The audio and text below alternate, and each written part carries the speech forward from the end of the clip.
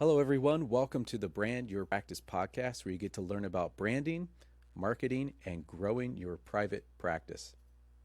I'm Brent Stutzman, and today we're going to talk about the 7 steps to a 7-figure practice.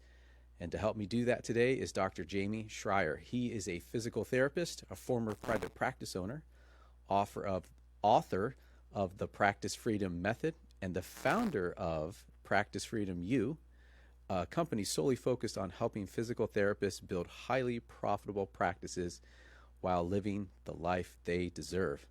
After growing and then successfully selling his physical therapy business for a substantial multiple, Jamey began teaching practice owners his proven business building methodology to generate consistently more referrals, hiring amazing staff, and being able to work less while making more.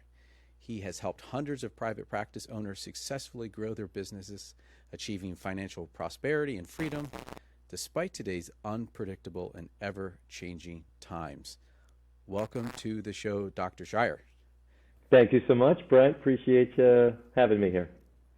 Yeah, you're welcome. Well, man, as I was reading your intro, I was like, there's so many other questions that I'd love to have you back on, especially like selling your private practice. What does that even look like someday? But today, that's a great story. Maybe we can weave it into today, and it's not just physical therapists. It's really private practice owners. So we've expanded it since that was written many years ago. Well, no, it's true, because if you like, I always say you want to think about, even if you don't want to sell your private practice, you want to set your business up to the point where you could sell it someday. Like that is just make it an option at the end, either retirement or earlier than that. But it also, there's so many things that go into running a private practice that if you can set it up to sell it, I think everybody can win at the end of the day for something like that.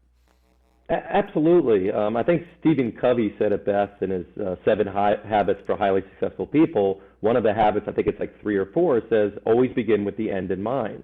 And, when you're building a business, rarely are you thinking, well, what is it going to be when it's all said and done? Like, what's my exit strategy? No one really thinks like that.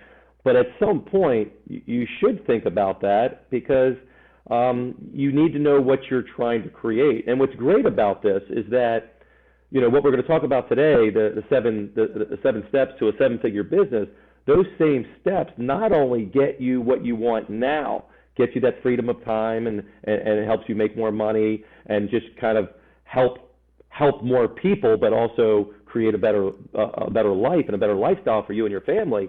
But what it's also doing, it creates a more valuable practice. So I'll be able to weave in some of these things about what people are looking for when they buy a business, and how what you're learning today is not only going to help you this minute, but also when you sell, because you have to sell. You can't take it with you, man. You can't take it with you. You got to give it to somebody. You can give it to your kids. You can give it to your staff. You can sell it to a company. You can't take it with you. That's one thing I know for sure. Yeah, that's right. You can't take it with you. But there's a mindset, right? So we're going to talk about those mindsets about being able to scale and grow your private practice, those 7 figures. So why don't you jump in to the first one?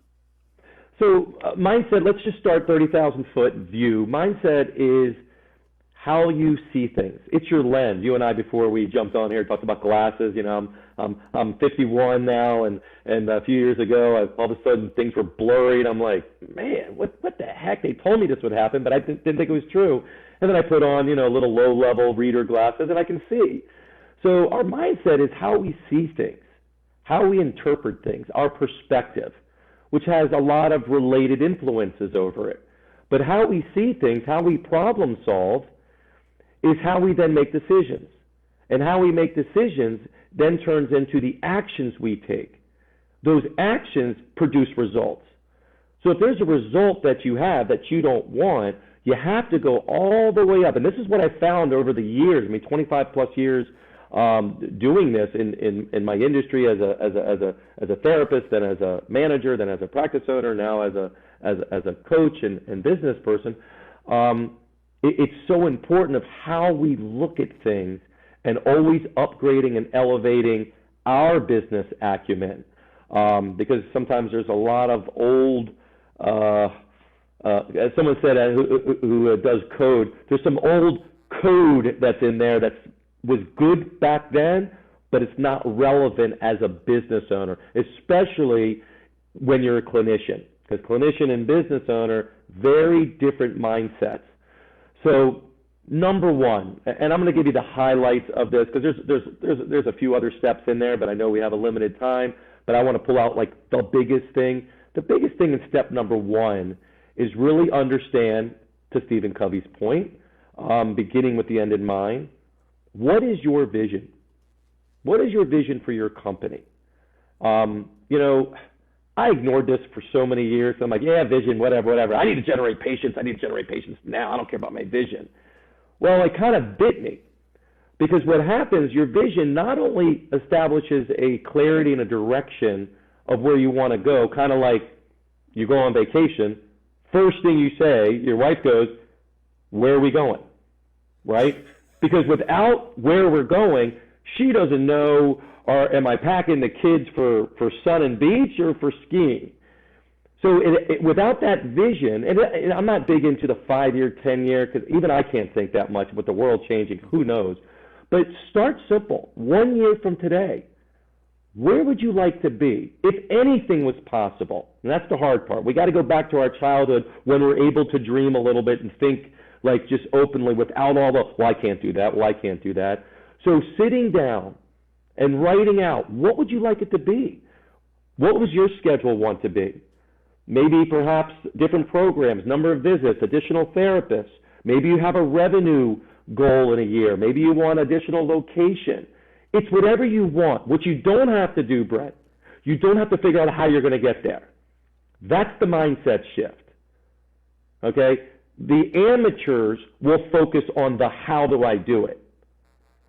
The professionals will focus strictly on defining what I want, and then why is that important to me? That's step one. And that's a question I ask every person I talk to. Well, what is it that you want? Because that's up to you. I'm not predisposing, this is what you should want. What do you want? Why it's important? Step number one. Yeah, it's so important because, a lot of, the business should work for you. You shouldn't be working for the business. And so we talk about that big question, like, what is it that you want? And how can your business actually help you get there? Because your business should be a mechanism in order to, like, what is that vision of the good life? What do you want that for your life and your family? And then how can you actually utilize that business to get you to that point? And the hardest part too, Brent, that I've seen just being a physical therapist, I was one of these, you have to be intelligent to get into school and get out. And failing is not something we've experienced a lot academically, because if you did, they wouldn't let you in. So we can be really tough on ourselves. And sometimes just sitting there and saying, what do you want? We have to give ourselves permission to think what we really want without feeling guilty. Because there's this sense of guilt, like, I'm here to help people. That's why I got into this profession, whether it's physical therapy, OT, counseling, behavioral, whatever it is. You're here to help others. But you know what? You don't strengthen the weak by weakening the strong. It's okay for you to want more things, because by doing that, you're going to expand and get those things that you want. Might be materialistic things, might be just security and stability, whatever you want. But you're going to get those things by helping others. So that's the mindset shift. Think about what you really want and why it's important to you, because that keeps you grounded and moving forward. And I totally get what you're saying about your business. I say your business is designed to give you a better life. Your life isn't all about your business. And there are some people, and I'm sure you know them as well as I do, they may make some money, but they're working 24 hours a day. They're not happy what they're doing. They're not seeing their family. They're just grinding for this kind of never-ending, so what's the picture of this? Is this what it's just about? Just the idea of working? I think there's something more. I think there's more to our lives than that. So it starts with that vision and that why. Awesome. Can I go number two? Let's do it. All right. So once you're clear on where you're going, why it's important to you. We have to get an idea, and I know this will be right up your alley.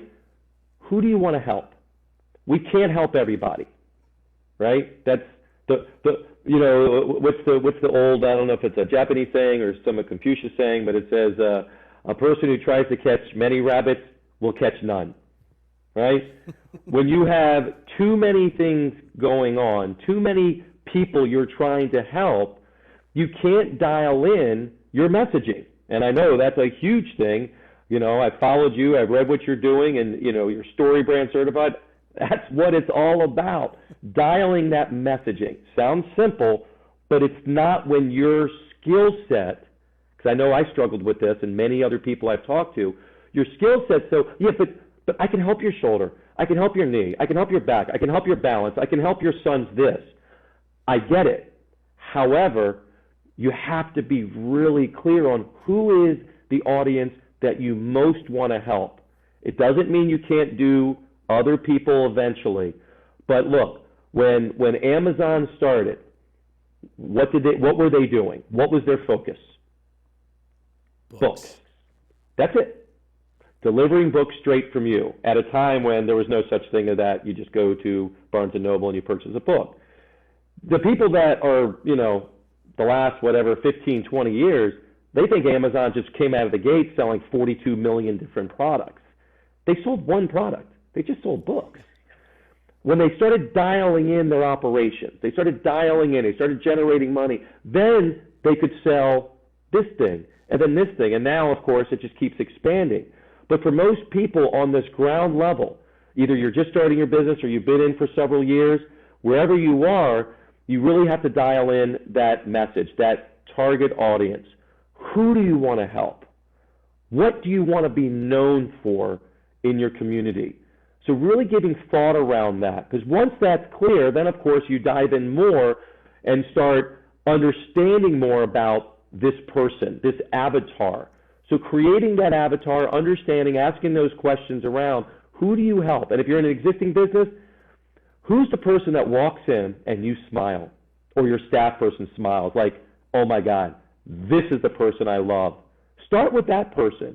If you have a few of them, meld them together and see what characteristics they have in common. It could be they appreciate what you do. They're timely. They speak to your. They're raving fans. They may have a certain socioeconomic impact. They may be, athletic and active. They may be married. They may have dogs. They may have second houses. They may be, older. I mean, the more clear you can get, it makes the other aspects of what you're going to do later on more important. So many times, people just skip step number 2. So by the time they get down to the areas of marketing or building out the customer experience, who are you building out for? Everyone. That doesn't work. If you want, Ruth Chris to serve people that really want McDonald's, you're going to have a problem. And if you're going to McDonald's expecting Ruth Chris, there's going to be a problem. These people have done these exercises so often and so dialed in that the experience is designed for their avatar, but it doesn't mean other people don't want to test that experience out. So that's step number 2. Right. Yeah. Dialing that in. That's so important. Understand your ideal client, right? I usually think about when you wake up in the morning, what are the clients that you want to see that give you the most joy and you're excited to work with? Yeah. As I say, in the people helping profession, if you want to be in it for the long game, you can't be seeing clients who you're frustrated by or you're not equipped to see, because you can get burned out, right? You get really burned out. So the more you can identify who's that client that I just love doing, I do my best work with, because if you do your best work with those clients that you love to do, and they get the best care at the end of the day. And so it's really I love that. I love that. Who do you do your best work with, right? Because if it doesn't bring out your best, if you're not excited to work with them, if you're not expanding your knowledge, then why are we doing this? Because you're not truly helping them if you're working with people that, like you say, zap your energy, right? They zap your energy, they zap your staff energy. It's like Pareto's principle. It's 80-20. the people that are causing most of the riff in your business, whether it's financially, whether it's culturally struggling, where people are putting their time in, calling people, trying to collect money, calling them, trying to get them on the schedule. I guarantee it's a small portion of people, but it takes up all the time versus focusing all of your energy on these people. But here's the thing, Brent. It's easier said than done because it scares us. It scares us because for a short period of time, and I do believe it will be short, a short period of time, you're saying no. And no, I think, is the strongest word you can possibly say. No, Ms. Smith, I don't think we're the right fit for you. Go over here, right? If truly she's looking for a place that offers this, and you're like, that's not where our focus is.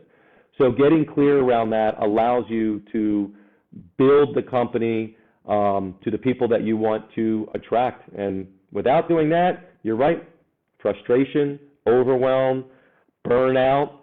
Who wants to do that? None of us opened up a business to want to do that. So that's number 2. Who do you want to help? Great. Number 3, Brent. So what I found in my own experience, and I put this later on in the steps. It was still in the steps, but it was later on.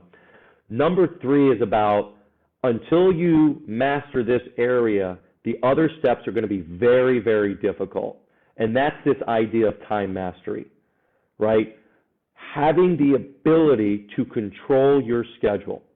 Now, if you're working 40 hours a week treating patients plus another 15 to 20 just dealing with all the other headaches, it may seem you don't have any time, which is true. But the reality is all of us have the same amount of time. And what happens is, and I heard this the other day that reinforced this. I heard a podcast. I forgot the woman's name, but it was really, I love the way she said it. We all have time for things that are priority. In other words, if you tell me, hey, Jamey, I just don't have time to do this right now, I guarantee if one of your kids is sick, you'll be home. Guaranteed. Why? A moment ago, you said, I don't have time to do this thing, but then your wife called and said, your son is sick, I need you home, and you dropped everything, handled whatever you had to handle, and you were at home. What was the difference? The difference was your priority. And I think what happens is if we're not clear on what's a priority, what we're trying to accomplish and why it's important, which is where the vision comes in, then everything just becomes on an even playing field, and we just get into the habit of being busy. I call it this badge of honor. I live in the D.C. area, Maryland, Virginia, D.C., and I know it's in other places, but it's almost like when you ask people, hey, how you doing? You staying busy? Oh, yeah, I'm busy. Well, I'm really busy. Well, I'm super busy. It's like this badge of honor saying how busy you are. I didn't get into this world just to be busy. I want to be productive. I want to do something that inspires me. I want to do something that impacts and helps others. I want to do something that raises and elevates my family and my lifestyle. I just don't want to be busy because it leads to everything that you just talked about. So really understanding this idea of time mastery and looking at your schedule, and a simple exercise I just want to share people with is what is one thing that's on your schedule? And I start really simple. One thing that's on your schedule right now, task-wise, that you do that does not inspire you, that does not give you energy, that you don't particularly like, but it's just something you do. Take that one thing and ask yourself, is it something I can live without and eliminate it? Is it something that I can delegate to someone else on my team? If so, do it. Or is it something that I can delegate and maybe get somebody else, like an outside person, to help me with that thing? If you just do it that one thing, and I did this with, it was kind of funny, answering the phones. I had a problem answering the phones. I even had someone in there, Brent, Claudia, who was answering my phones. I'm paying her to answer the phones full time. For some reason, I just jumped in and answered it. And I said, I don't like answering the phones. Then I get stuck on the phone, and then Claudia's looking at me. She's giving me dirty looks. But I just had a habit. It was an impulse of doing it. And I finally said, that was the one thing I'm going to stop doing. Claudia, you can do it. Claudia, your job is to answer the phones. I'm not going to do it. She goes, thank you. Then I had to get clear on what I expected answering the phone and it released some of that time that I got back. Then the next big thing that I took off my schedule is I'm not very good at payroll and bookkeeping. I mean, to me, if there was like hey, we're close, it's within $1,000 or two, I was always off on my accounts. It's a true story. I was off. I went to my financial person. I go, I need someone to help me with bookkeeping. They're like, all right, well, just go Google bookkeepers, local bookkeepers. And I did, interviewed a couple, hired one. Oh, my God. It was like a weight was lifted, and my numbers were freaking accurate. And she helped me organize it so much better. So this idea of just looking at I call them low-energy activities, things that just don't inspire you, you don't particularly like, or they're just kind of a mundane thing. That's as simple where you can start. But time mastery is what the next step is, for sure. Yeah, time mastery, that's the hardest thing for practice owners, because their responsibilities as they grow are going to shift. And so their ability to manage their time with those changing responsibilities, you can't have direct client hours as much as you want, right? So that's another mindset too. But that I have seen, that's probably one of the biggest mindset shifts in practice owners is your priorities have to change now. And it's just hard. So the sooner they can get into that mindset, that's going to set them up for years to come for success. Yeah. And also, we're talking about mindset and mind shift and stuff like that. It's also understanding what the priority is. See, the hardest thing is everything seems important. So there's a great quote by Henry David Thoreau that says, "You're busy, so too are the ants." The question is, what are you busy about? Ants are busy. So we're all busy, but when you step away, and that's one of the things that we absolutely implore at Practice Freedom U, is we don't have time to just think, to just be, to think about our business, not just keep doing and doing. So understanding your time helps you block out time to think about your business, to address some of these things. I know some people are going to be listening saying, I don't have time for this. See, that's the problem. It's not that you're not capable of doing it, capable of growing. It's you haven't chosen that your time is the most important, and you need time to just think about these things and do it on a regular, consistent basis. Which brings me up to the next 4 steps. The 4 steps aren't as in order as the first 3. The first 3 go in that order. The other 4 kind of depends on your situation, where you are in your business. But I'll just say how I say them, that I have them in our Practice Freedom method, is it's management. The next one is really management, understanding and getting clarity around your organizational board, how your company is organized now and how your company will be organized in the future.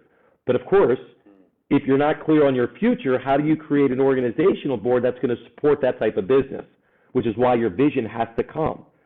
So you're starting to architect, I love that word, architect. You're starting to architect your business model right now for your future. And then you can start looking at what has to be put in place or what has to be clarified or upgraded or whatever.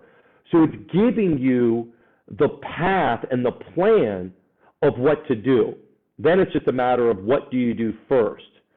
So by having that organizational board, by getting clear on what are the roles and responsibilities of your team. One of the things that we do, we have this thing called Lighthouse Connections, which we work with our managers, directors, and emerging leaders of companies, of practices. The first thing we ask is, what's the biggest challenge? What's the biggest frustration you have? And they're like, I'm not exactly sure what the boss wants from me. Like, it's not clear. Can you imagine having a bunch of staff people working for you that are not totally clear on what they're actually supposed to be doing?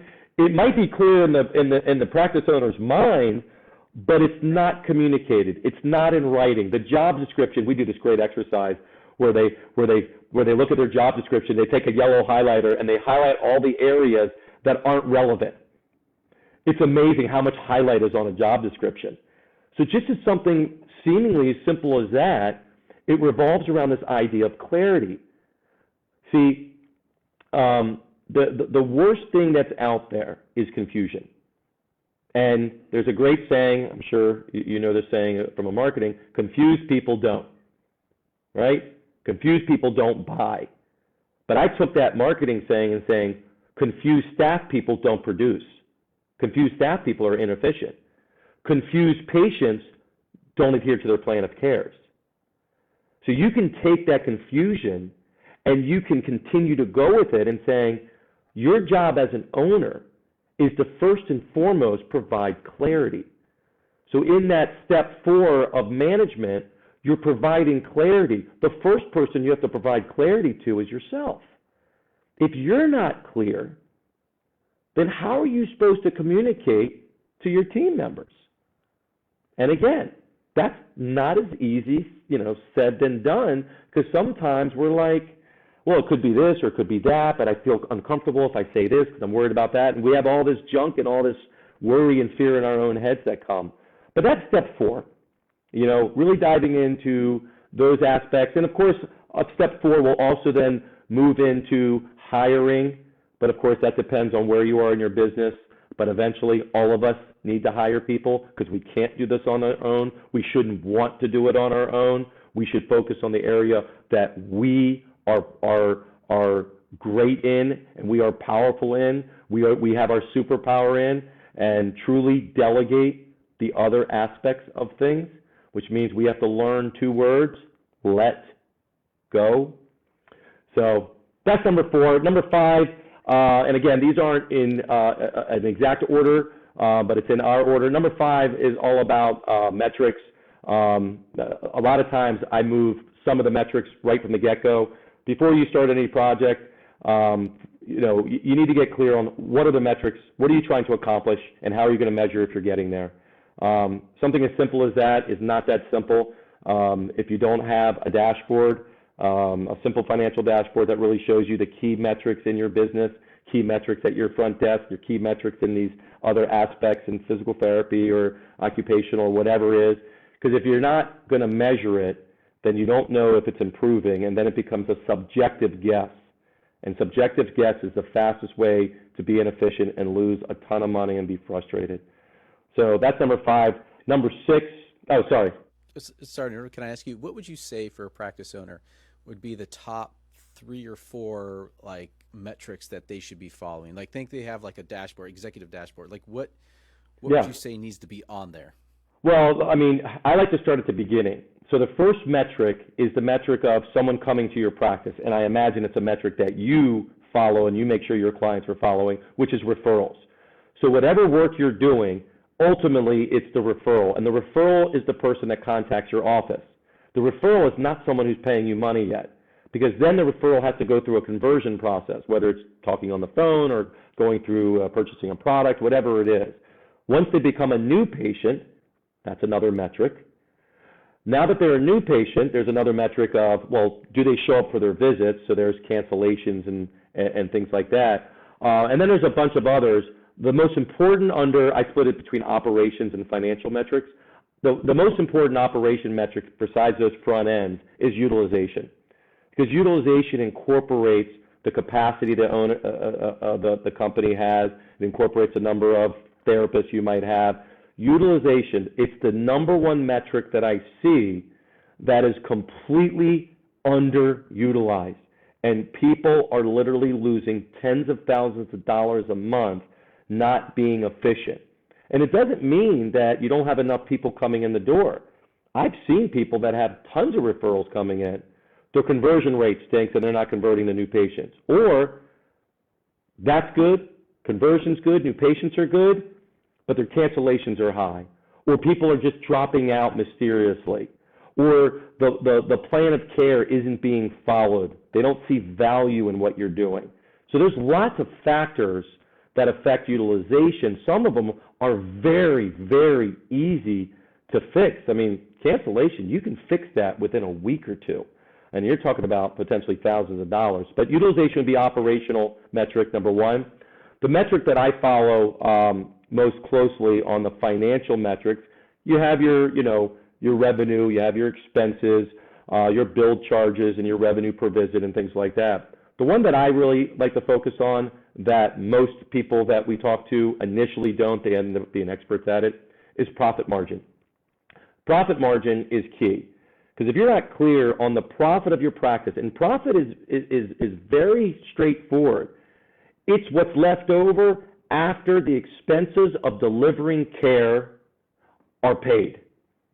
The only challenge that I've seen with practice owners is that they confuse where they lie in the business. Because if you're a practice owner who is actually a clinician treating, you should treat yourself as a clinician and pay yourself as a clinician, right? Because this will give a better idea of what your true profit margin is, and if you start reducing your hours, you'll already budget where your new person is coming in. It's confusing. I can dive in more for people that want to know. But profit margin, again, the average out there that I hear is maybe 11 or 12. People that we work with are in their 20s. Yeah, 11 or 12 is not enough money. It's not worth it. You should just work for someone else. You'll make more money with less stress. And that's all about efficiency in the business. So those are the key metrics that I look at right away, or that we look at. Yeah. One more before I let you go on is I actually look at, I work with my bookkeeper with my clients, and we look at profit per clinician. So how much each clinician is bringing in for profit. It's just another metric. You don't make big decisions based on it. It's just another touch point to see, are your clinicians helping you cover the expenses of the business, what they're bringing in and everything else. So that would be, we would look at it as one of the sub-metrics for sure, because utilization starts that conversation, to your point. So utilization of the company, and then you can dive into utilization if you have multiple locations, and then of course utilization of each therapist, because it's not everybody. Chances are, if you have like 3 therapists, it's one person that's bringing down these numbers. So again, it's always that Pareto principle, 80-20. It's not everyone that's causing the problems, so you want to make sure you're communicating to where the problem's happening and fixing it, and not sending mixed messages to someone that's doing really well and saying, you know, our utilization stinks and that person's at 90% and your goal is 85. So then you can go down to, okay, if their utilization is this, what's the revenue per patient? What's the total revenue? What's the total profit? You can, there's not a lack of metrics. The hardest part is getting clear on what are the key metrics to look at initially from an owner's level, and then if there's a problem, troubleshooting and diving in deeper. Got it. Awesome. Well, jump to number 6. Number 6 is one of my favorites. We call it patient delight, but it's really about the customer experience. Many people don't look at what we do as an experience, like you would do like a Disney or something like that, or even go into kind of a fancy restaurant. But the experience that you have in your company is designed, whether intentionally designed or not. What we like to do is we want you to intentionally design that experience. And again, you can't design an experience until you're clear on who you're designing the experience for, which is why on the second step, the avatar is so important. So all of this links. Once you're clear on the avatar, then you're able to design that experience from the first time they contact you. I mean, it could be website, but we'll just say it starts with the phone call into the office, and then how you communicate with them, the initial evaluation, the follow-up from that, the subsequent visits from that, the discharge from that, the follow-up sequence post-discharge. All of that is considered the patient experience. Some people will refer to it as the customer journey. You might refer to it as the story of how you do your business. But it's all, it all goes back to intentionally creating experience, because what we're trying to accomplish in this step is we want a couple things. One, we want people to have an amazing experience that equals the metric of a 5-star Google review. People look at reviews. The other thing we want is to design to get raving fans.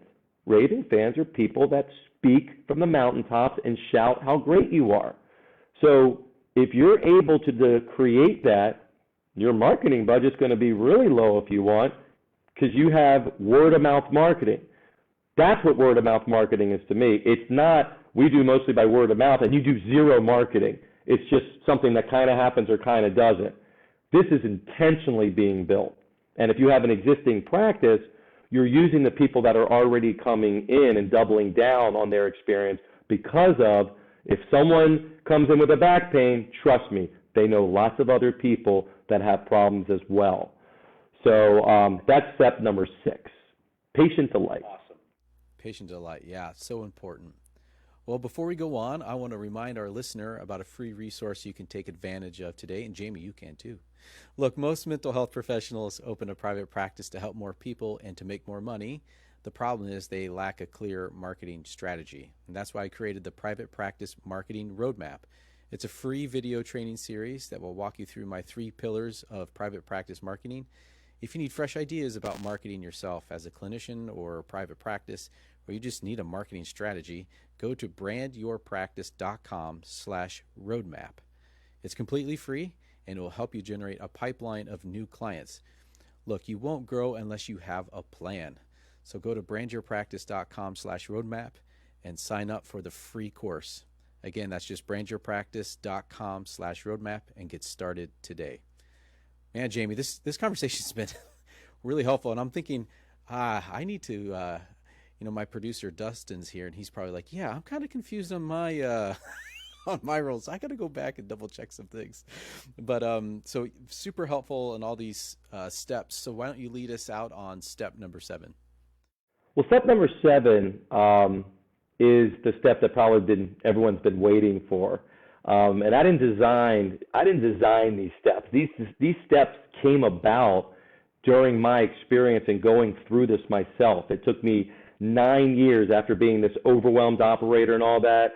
I just finally made the decision after some personal stuff that's going on. I just finally made the decision, like, I just want to grow and build a real business, not being traded time for money, but actually have a business that has metrics, that has systems, that has a great team in place, that's not relying on me for everything. And what was interesting is the last step that came about was marketing. In particular, our focus is on relationship marketing, because we are all in professions of specialists, and specialists are referred to. And most of us we don't have clinics across the country. We have clinics in local communities. And you have a powerful presence in that community. And there are influencers out there. There are people that have influence over other people. And by getting that network of people, you start to A, generate referrals, but B, other opportunities comes from that. And you start to be known. You create that brand and that presence, which is also critical, that I know you talk a lot about. It isn't about bringing in lunch to doctors. It isn't about dropping off jelly beans. It's much more than that. It's how you, if you have a practice right now, it's how you built it from the beginning, just with genuine relationships, seeing how you can serve and help people. In this case, it's how you can serve and help those influencers that have influence over who? Your target audience, which again, you have to know who that audience is to know who you're trying to connect with. So that's what number 7 is all about. And then, of course, it can go deeper than that. It can go to the work that you're doing on Facebook. But the rules of relationship are not suspended in the digital world. The rules still apply. Even in digital, with what you're doing and on Facebook and Google, it's still about relationship. It's about building rapport and building trust and bringing them through. Now, the strategy and the tactics and all that changes, of course, because it's digital. But I think a lot of times what I see is people fail to realize and simplify what this is about. This is a relationship business, and that's what we're here to do. And the fastest and the easiest and the cheapest way is to leverage the relationships you have in your community. And of course, you can't do that if you're working in your business stressed out 7 days a week, which is why you got to block out some time to do this. But what I found, and you tell me in your experience, what I found is that when people have a network and you start to apply a lot of the digital marketing and a lot of the maybe paid traffic, it explodes versus you don't have a network and you're just trying to build solely on digital marketing efforts for brick and mortar stores. Yeah, yeah. That's true. If you can get the word of mouth and the digital marketing together, because at the end of the day, they're going to hear about you and then they're going to go to a website, right? They're going to go on your website. So it's like you have the word of mouth, and then you show up on Google when people need your services. It's just, it's explosive growth. And I've seen it. It's Yeah. all, Yeah, it's so powerful. So those are the 7 steps. Each step can also be deepened and depend. I heard something recently is someone said, well, you know what they say, new level, new devil. And I was like, that's a pretty cool thing because every business is at a unique level. And whether you're a solopreneur just starting or been in there for a year, or whether you've been a seasoned veteran and have 3, 4 locations, whatever the case is, your challenges are based on the level you're at. So, when you get to a new level, you're going to have new challenges. That's what it's designed to do. But it doesn't mean the challenges are going to be exactly the same. There's going to be a slight variance. So some things that work early on will not work in the future. So this is all an evolving process. It's all a journey. And I think we need to look at it like that. It's not about failing. It's just about what do you want, moving forward, making some mistakes, learning from it, and just continuing to do what you love to do and help people and help the profession and the industry that you're in. yeah, it's well said. So let's see if I can wrote some of these down, these steps, so our listeners will remember. So the first one is, you got to have that vision for the company. What is the good life you want? Think about the end first. Step 2 is you want to identify your ideal client avatar. Who is that person you want to reach and you want to work with? Step 3 is going to be time mastery. Step 4 is management. Be the architect of your business. Yep. The step 5 is going to be metrics.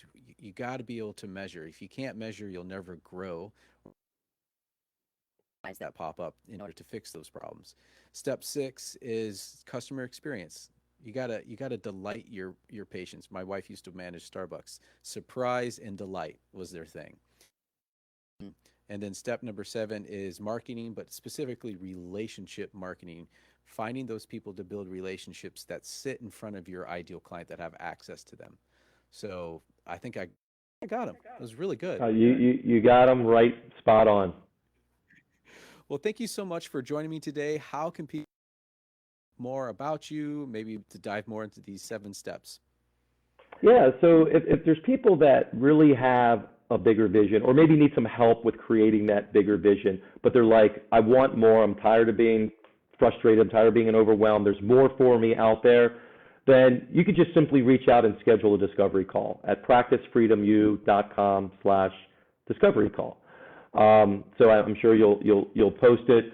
And then again, this isn't a high pressure sales call, nothing like that. I don't operate like that. We're just looking, I'm on a mission. I'm looking to help people build and grow a business that means something to the people working for them, means something to the community, means something to them and their family. But you know what? We weren't taught this in school. We don't magically know it just because we're smart and talented in a particular field. That's what we're here to do. So if you have that interest, feel free to reach out. If you want to look about us and research me, you can go to practicefreedomu.com. Lots of stuff there, resources and other stuff. So you can do that as well. Great. I'll throw a bunch of those in the show notes and along with those 7 steps. And thank you so much for joining me. All right, folks. Found the conversation useful, subscribe to the podcast, and please join me again for the next time for the Brand Your Practice podcast.